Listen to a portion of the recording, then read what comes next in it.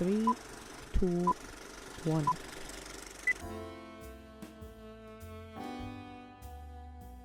Hello, everyone. Welcome back to the Plutonium Show, and welcome to the 100th. Happy 100. Whoa. What? Mine didn't even work. Oh, no. Should I get you one? I'll get you one. Hold on. This is what happens when the camera turns on. All right, here you go. All right. Let's try that again. Away from the microphone. No, my microphone, too. There we go. Woo!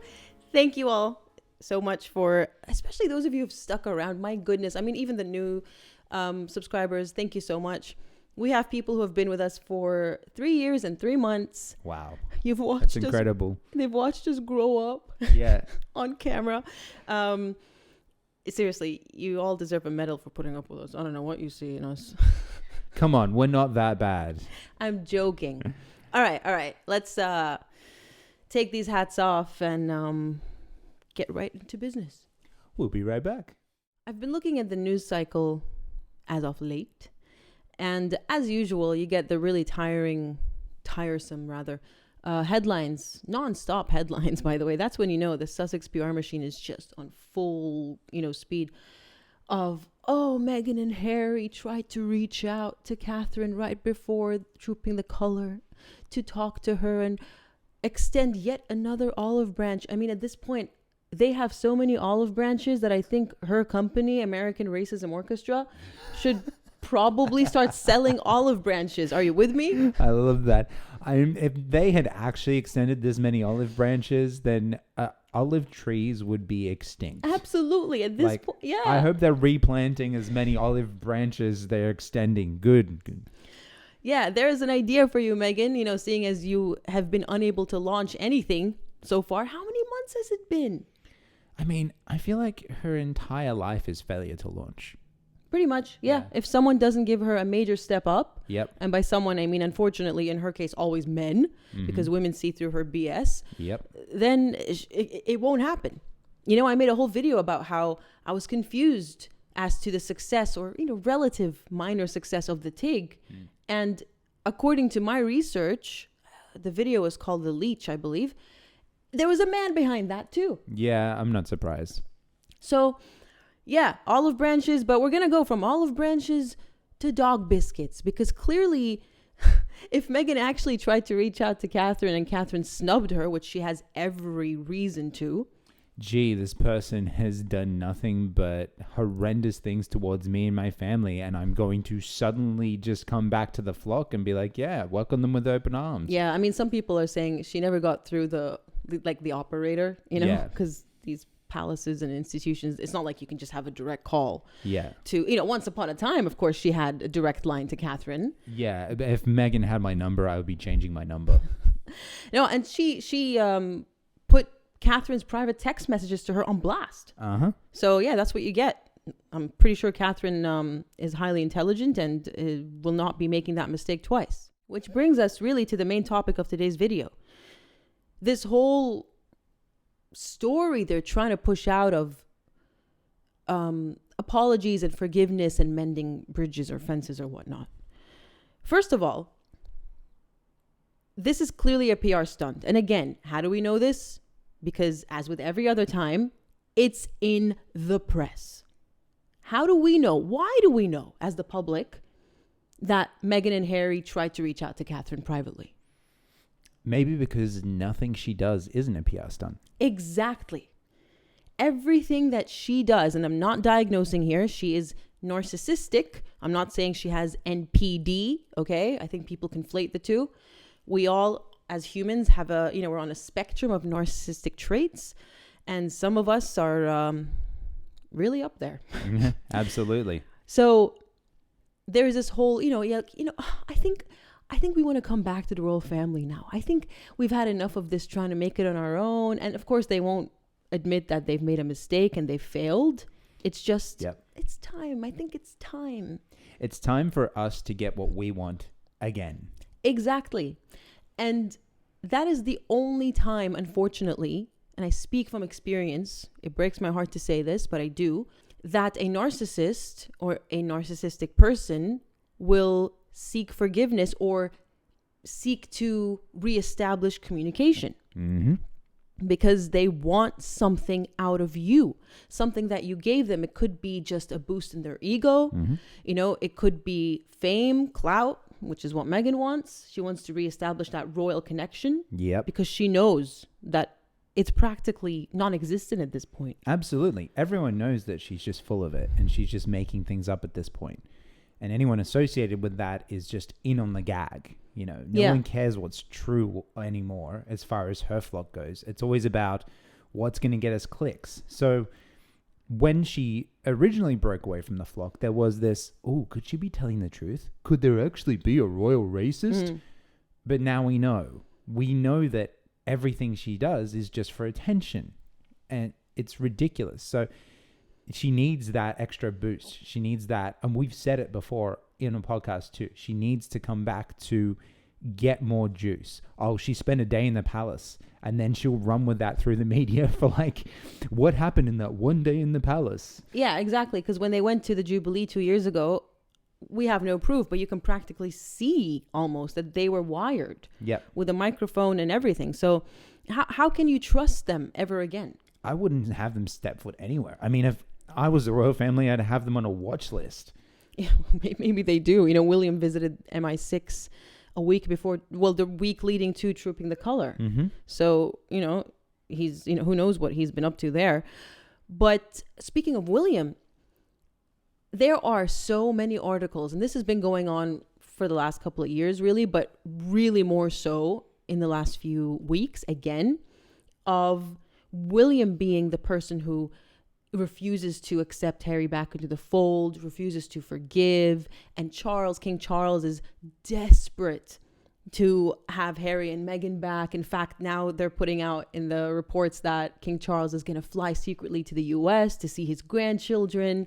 Sure, I mean, I don't know if they realize that poor man is going through cancer treatment. Yeah. As you know, as we speak, I haven't heard that the treatment has concluded per se. So all these headlines about William being petty and vindictive and evil and greedy, and he's the heir and he really wants to, you know, show Harry who's boss.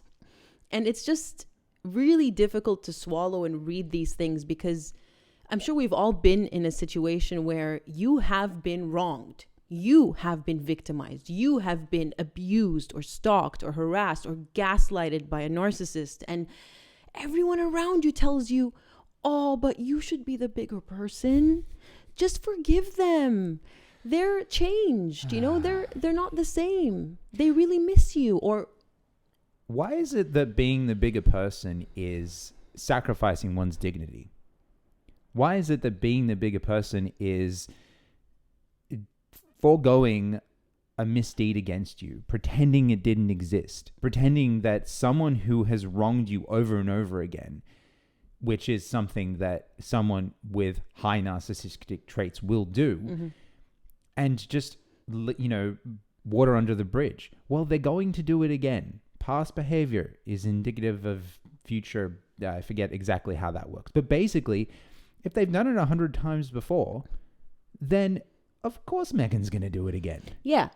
Yeah. And what you were trying to say, I believe, is past behavior is the best predictor of future behavior. Yes. Especially with a narcissist. You see, normal people, just basically regular folk who don't have personality disorders, we learn from our mistakes. Mm-hmm.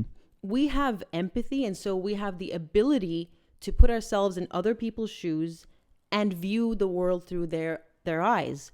And so we can see how we've been wrong. We can see our mistakes, our shortcomings, and hopefully we can address them, work on them, and improve. Yes. That's part of maturing. That's part of becoming a mature, wise, well-adjusted adult. Absolutely. And looking at the flip side of that, it's almost childlike behavior, where a child hasn't learned that they've done something wrong, you know, until you discipline them. But even then, some children still don't get it. And it's something that develops with maturity. It feels as if some of these people don't do that maturing. They just miss that part of their brain. So it's hard for normal people who kind of can step back and look at what they've done and go, I messed up here and I need to do better. Yeah. It's hard for us to understand at first. Yeah, go ahead. How could no one want to get better? That's where I kind of fell down. When I would look at people like this before, it's like, how could no one want to improve, or no one want to improve upon the mistakes? Yeah. A lot of people say, actually, to your point, that Meghan acts like basically an 11 or 12-year-old. Absolutely. Just a little spoiled brat. Yes. And I would say it's an insult to 11 and 12-year-olds. I think more like a toddler. We all say Harry stunted, basically his maturity stunted around the time his mother passed away, which people say can happen through trauma. But again, we've said this before, and a lot of people say, all of you say in the comments, he's not the only one who's lost a parent. Absolutely. And the people in the comments, sometimes you say that I've lost a parent when I was this age and this age, and you still seem like well-adjusted adults. I mean, yes, no one's perfect, and we're not living our lives in the public eye the way Harry is. I get that. We all have our mistakes. I mean, even we get nitpicked, on the channel because we're sitting here being ourselves. And of course, we're not perfect. We have flaws and bad habits or whatnot. But then you read them in the comments and you take it on board and you try to improve. Yeah. And with narcissism, I mentioned empathy earlier. I've had a lot of experience with these people, by the way. Yes, I'm not a psychologist, but I've been reading up on narcissism and personality disorders since I was 13 years old. And sorry to interrupt you there, but I would encourage everyone to do that. You don't have to be a psychologist to know these traits and try and look for them in other people, which, is, I guess, something we've always discussed, through the last 100 episodes. This is, unfortunately, almost a pandemic. There are people out there looking to take advantage of you, whether it for be their own ego or to gain something out of you. And so everyone should do what you did. Obviously, trying to tell a 13-year-old to do that is hard, and you are way ahead. But it wasn't that. It was when you get affected by that behavior. Yeah. And I'm lucky enough that I was young and the internet was pretty much a thing when I was 13. It was, social media existed when I was 13. So I had that resource, but it was only because I was being impacted by it. I don't think I would have looked it up if I wasn't being impacted by it. No. And that's unfortunate too, especially when you get later on in life and you like to have some confidence that enough to get by. Yeah. But when it comes to the psychology of other people, unfortunately, it does require everyone to be a mini psychologist just to survive in this world. Yeah. So basically, narcissists, by very definition, narcissism is a lack of remorse, empathy, forgiveness. They cannot see the world through anyone else's eyes. They don't care how anyone else feels. Meghan doesn't care how Harry feels, how her father feels. Her father, his 80th birthday is coming up, and now there are headlines of him saying, all I want is for her to call me. Yeah. More than anything. And I don't know much about Thomas Markle. Some people say it's, he's just as bad as her. We don't know that. We're not gonna, we're not defenders and fangirls of the Markles in general, but let's just be fair and say we don't know that about him. He could just be someone who overindulged his daughter, and he admits to have done that. I don't think many narcissists admit to wrongdoing openly. Yep. Especially on television. Thomas Markle has admitted to wrongdoing. I've never heard a narcissist admit to wrongdoing. Yeah, absolutely. They're incapable. So I think some people can be quite harsh on him. But yeah, she can't even forgive her father for having done nothing. Yeah, because to her, the only thing that matters is how people affect the world's opinion of her. That's all that matters. If you do something that's contrary to Meghan's narcissistic beliefs, then you are the enemy, even if it's telling the truth. And that's true of any narcissistic person, whether it's traits or whether it's full-blown NPD. They cannot stand being wrong. And sometimes that's why they'll cut you out too, and then bring you back when they need something. Yeah. So we've talked about how they're incapable of empathy, how no one matters but themselves. And so why would Meghan be pretending and putting out in the PR machine that she's happy to mend bridges and she tried to get in contact with Catherine. It's so funny. She tried to get in contact a few hours before, and then when Catherine refused to talk to her, what? Is that when she became the Duchess of Dog Biscuits? Was that her retaliation? Because that's what a narcissist is, right? Their ego is so fragile that any perceived slight is Mount Everest to them. Even the slightest look, even just, you could just be doing something so carelessly, even just glancing at them, and they'll take it the wrong way. Why were you looking at me that way? Huh? You got a problem? Yeah. You know? So I really wonder, because that photo of the dog biscuits and the jam and whatnot was released by their friend in the middle of the night in Florida. Yeah. So I'm talking between 1 a.m. and 3 a.m. Mm-hmm. So it was almost like she was having a Regina George moment from Mean Girls, screaming as she pulls out her burn book, except now it's her phone and texting Nacho going, release the dogs, release the biscuits. And it's comical to imagine this guy's just sleeping. Like, oh gosh, all right, whatever. Like, he's just had it ready this whole time. Well, they had it ready because the photos were taken during daylight. Yeah. So clearly Meghan was going to release those photos regardless, but it's just funny to imagine how Catherine didn't pick up, and then she had a Regina George meltdown and screamed. But I think, and I'm sure the royal family knows this, I hope, I have to say, because I don't know them. There is always an ulterior motive. Mm-hmm. Even Harry, we're talking about Meghan, Harry, there are words, he's like, oh, I want to live next to Dad, Pa. I want to do this. I want to find a place in the UK. And you're always wondering, why? What do you want?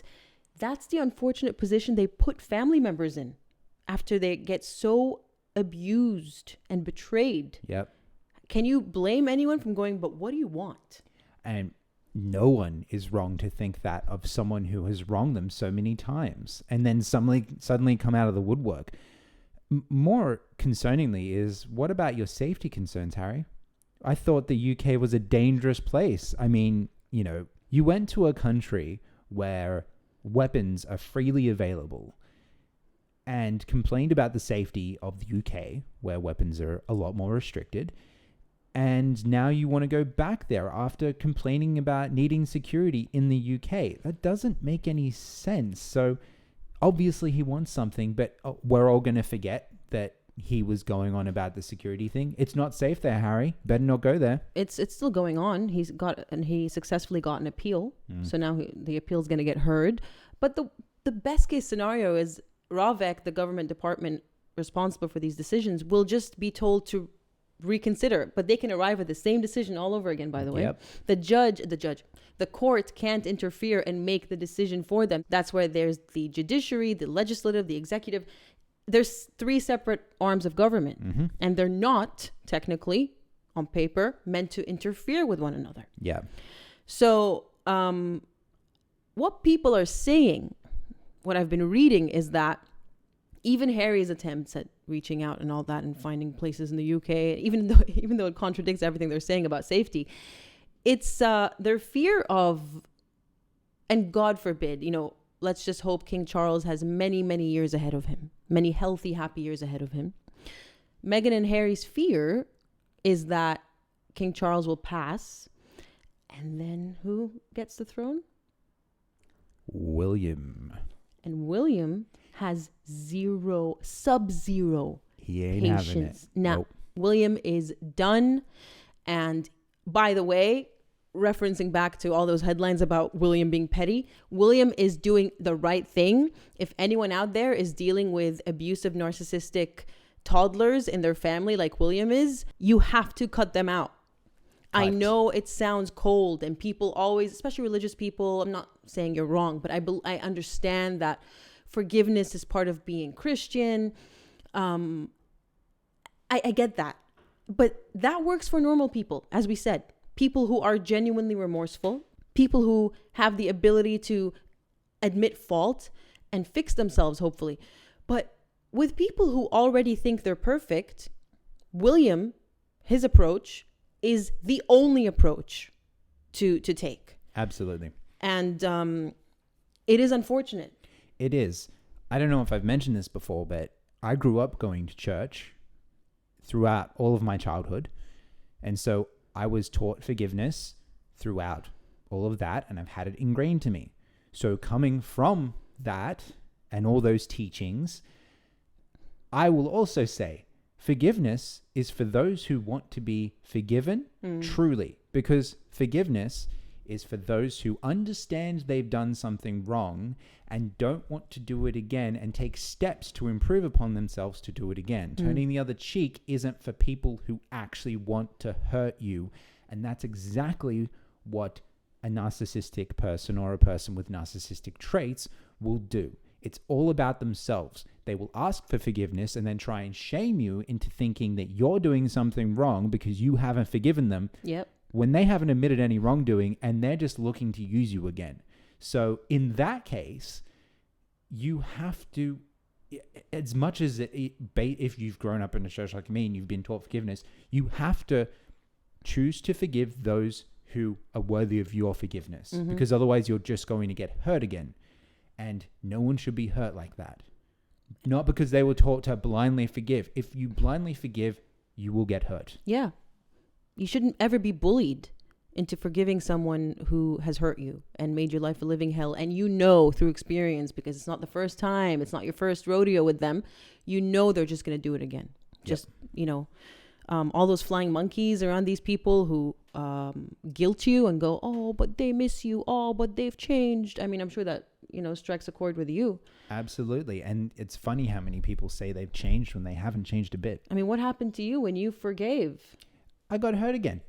That's what happens. I've been through it. I'm not saying it from coming from some sort of, well, hypothetically, there should be. No, there is no hypothetical. I've been through it.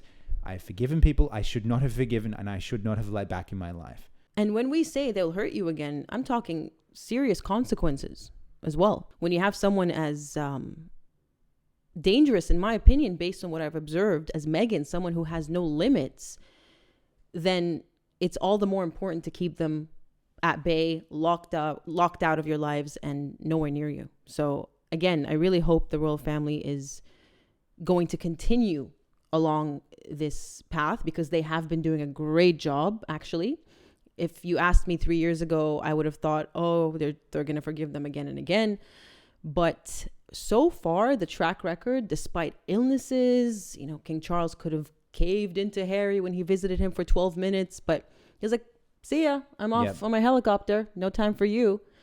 So yeah, if they keep going down that route, I think Meghan and Harry will, actually, I shouldn't say that. I was going to say they'll get the message, but they never do. No, they never do. We know that from experience. But speaking of get the message, this is something that I hope that both Thomas Markle and, if the rumors are true, King Charles can understand. The people they want to see in their own children don't exist. So King Charles seeing Harry as someone who is, his son that he can love. He wants to love his son, and he wants to believe his son is a good person, or at least there's a good person somewhere in there. We have seen time and time again that doesn't exist, and he's not interested. And flipping that over to Thomas Markle, he wants his daughter to call him, but his daughter does not exist, if that makes sense. It's not his daughter, it's the shell of his daughter possessed by this horrible monster of just all-consuming ego. So I think it would be really important for both of them to realize that the person they want to talk to isn't actually there. And this is another thing too. People with narcissistic traits will pretend to be something in front of you. They'll put on masks. Meghan always puts on masks. And whatever mask Thomas Markle or King Charles are expecting isn't the mask that person actually is. So it's hard to hear him say that, but he kind of needs to wake up to it and go, this isn't someone I should want to associate with, even if it's his own daughter. Yeah. I think he has woken up to it, because within that headline of him wishing she'd call him, he says, but I've accepted she never will. Yeah. Good. And, something I've always wondered is, why has the royal family never reached out to Thomas Markle? He's all alone in Mexico. I know he has his, I know Samantha's in Florida and she's disabled, but his son, Thomas Jr., is frequently with him in Mexico. Yeah. But see, with the royal family, you can say they have each other. They're a huge family. They're very close. They always celebrate holidays together. And I was just wondering why they have never once extended an invitation or attempted to contact Thomas Markle, especially now that they've been through Meghan's wrath and they've seen it. And it's no longer, because when she first joined, she fed them a narrative. Yes. And I'm sure the Queen was wise enough to go, all right, that's her side of the story. I don't know if it's true. I'm sure time will tell. Yeah. But now time has told. Exactly. Now all the cards are laid out. Yeah. So I would really, I'd love to hear your opinions on why you think it is that the royal family has never tried to extend some communication, not an olive branch. We've run out of those. No, sorry. We're going to have to go for something else. Have we got any other branches lying around? But yeah, why they haven't attempted to just reach out and maybe he can, I know it sounds far-fetched and they don't really host commoners. I understand that because even Catherine's family is never really, they've never holidayed together. Yeah. William and Catherine pick, I think they alternate. They go to Christmas one year with the Middletons and then they spend Christmas with the royal family. They did break that rule for Meghan's mother, Doria. Yeah. She was invited to spend Christmas with them. They broke it with Meghan because she was only a fiance in 2017. She was invited to spend Christmas with them. So they can break it again. That's all I'm saying. I'm not saying they should because I don't know what the backstory is with Thomas. They may know things we don't. I actually think that maybe this is just the way I would do it if I was the royal family. I would be communicating with him, but get this, a word that Meghan doesn't understand, in secret and not through the press. Yeah. I would be, if, there is I guess, an opportunity for some bond there over a common trauma. There would be communications, but it would be all through secret, checking on he's okay, letting him, reaching out, and we wouldn't know anything about it because that's the way that you do it when you actually care. You don't rock up to the house with cameras. Of course, yeah. I think now that you say that, and that's what I expected all along. I didn't mean in public, but now that I'm remembering how Thomas goes to the press, he does. That is his flaw. He talks to the press a lot. I can see why the royal family has reservations because he might go greedy and go, if you don't do this, I'm going to go to the press. I'm going to talk. So maybe people are right when they say maybe Thomas himself is a problematic person. I don't know. I wouldn't trust someone personally who goes to the press, but we don't know what the context is. Does the press hound him, or was he given no choice because his daughter refused to talk to him and so he had to go to the press? I don't know what his morals are when it comes to that. There are a lot of opportunities, a lot of things that could be possible, and it could be a mixture of all of it too. It's not like Meghan where we know every time the press says something, we're like, yes, Meghan, you called your friends at the offices. Oh, by the way, and every time the headlines come up, it's like, Peter Griffin, shut up, Meg. Yeah. Like every single time there's a headline, especially when they all say the same thing, William's being petty. Oh, right. Okay, cool. And finally, I want to ask the question, on what basis should you be accepted back into the fold? What have you ever done other than tarnish their name, try to separate them successfully so actually? What good does your existence, Meghan and Harry, bring to the royal family? Why should they give you a fifth chance? Because it's definitely not the second chance. No. They didn't even disavow Endgame. Till this very day, it's been over 6 months. And they didn't disavow that what Endgame proclaimed, as King Charles and Princess of Wales being the racists, or not necessarily the racists, but that was the implication. That was the allegation, yes.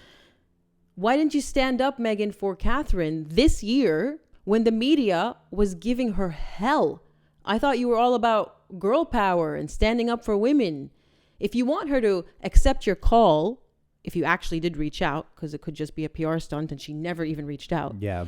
But if you want to mend bridges and have Catherine pick up your call, then perhaps you should, do a few, get up to some house cleaning, Yeah, maybe just, I have made some, well, already it's falling down because I'm thinking I've made mistakes. She's never going to think that. No. But she doesn't think she has anything to clean up. She thinks everything she's done is perfectly fine because it came from her. But I'll tell you what, I just got another thought too. I wouldn't be surprised if she did pretend to reach out, didn't reach out at all, and then that's why she had the PR stunt ready to go. Yeah, the dog biscuits. Yeah. That's why it was ready, is because there was no intention to reach out. You know, actually, what she did end up doing when Catherine was being attacked for the Photoshop whole debacle? This is old news, but I don't think we've ever discussed it. Instead of standing up for her and defending her as she expects all women to do, no matter what a woman does, we have to stand up for women and enable their evil ways. Otherwise, you're a jealous misogynist, and you know? So instead of that, she came out with a headline and said, Meghan has a freakish attention. No, what is it? Meghan has freakish attention to detail. She would never make such a mistake. And I'm just like, please don't get me started on... I mean, she can't even iron her clothes. Yeah, someone with attention to detail walking out. You've mentioned it to me several times before. It's just like, no, someone with attention to detail does not leave the house like that. You know, yes, over the weekend, you reminded me, we had a dress-up party. And we went as characters from this video game series, franchise? What's it called? Both work. Yep. Called Resident Evil. And I was Lady Dimitrescu, or in the game, she's called Lady Dimitrescu. And Zach was Officer Leon. And I pulled out my dress and I was worried that the steamer would destroy it. And Zach said, oh, just leave it. Don't risk it. Do you really want to, destroy your dress? And I was like, I can't go out like Meghan Markle. All wrinkled up like that. That was the name. That's the name that I associate with wrinkles now. Yeah. Meghan Wrinkles Markle. I mean, what? Oh, wait. What are we talking about? And not the ageist way. No, the dress Clothing way. wrinkles. Yeah, everyone gets wrinkles eventually. Everyone calm down. Jeez. Oh, gosh. So, yeah. Moral of the story, and I think you really made a good point when you said she can't admit to mistakes. And that is the point of this whole episode. Forgive the narcissist at your own peril, or accept them back at your own peril. Yep. Because to them, they are perfect. They have done nothing wrong. They are goddesses and gods amongst us mere mortals. And we should be lucky. We should count our blessings that they even deign to look at us and acknowledge our existence. Yep. And I'm going to get one step ahead of them too. If someone who you assume has narcissistic traits suddenly pretends that they want forgiveness, suddenly pretends that they have acknowledged their wrongdoing, they could pretend to apologize. They could pretend that they're sorry, because it's just another mask for them. It's a mask they're not used to wearing, but they could pretend. But genuinely inside, they don't believe they've done anything wrong and won't hesitate to do it again. And do worse. They escalate. By the way, I really need to end this episode. It's really going over, but the more you forgive, from personal experience, I'm talking, the worse they get, because they go, oh, new threshold. And before you know it, you're in trouble. Yep. So that's it for the 100th episode. Sorry we didn't come up with anything, more fancy, but I'm not that creative. Well, my creativity goes elsewhere. Like her solo videos. Yeah, my solo videos. I even have ideas for books in my head, and I just don't have the time to sit down and write. Oh, anyways, whatever. I'll just keep reading them in my own head until I find the time. No, write them. Bring them out into the world. Thank you all so much for sticking with us all this time.